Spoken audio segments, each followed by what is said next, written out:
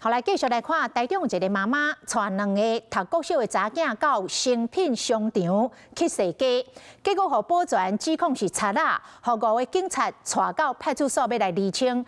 这个查囝是惊甲大声哭，事后发现是混唔着去，这个妈妈真气愤，写批予警政署长，嘛写批予市长罗秀燕，希望会当主持公道。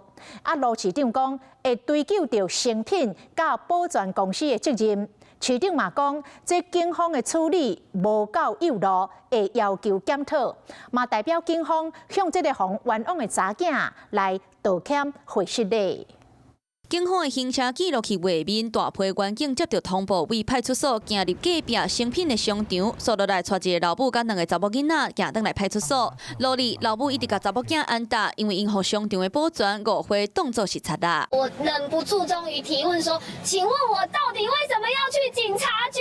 讲到经过也是真委屈，这个老母写2000字的文章，投诉予警政署甲台中市长。伊讲伊15号带2个读国小的查某囝踅街，向予5个穿警察衫的员警挡条。第一时间，员警无表明原因甲职位，就甲母仔囝3个人带转去派出所。事后才知影是保全掠准讲翕相机，互人迫害，就直接报警察掠人。伊阁讲伤害已经造成，当下囡仔是真惊吓，就哭出声。阁掠准是犯什么天大的罪？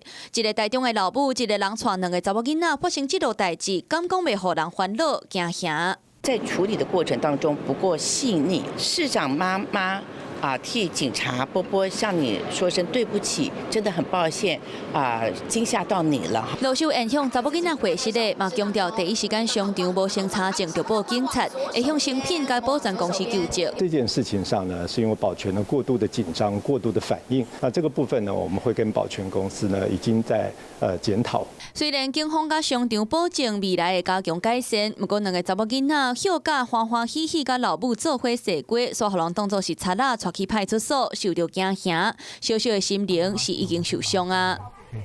Hello， 我是林明瑞。想要抢先掌握最及时的新闻资讯吗？赶快订阅、按赞、开启小铃铛，锁定我们华视新闻的 YouTube 频道。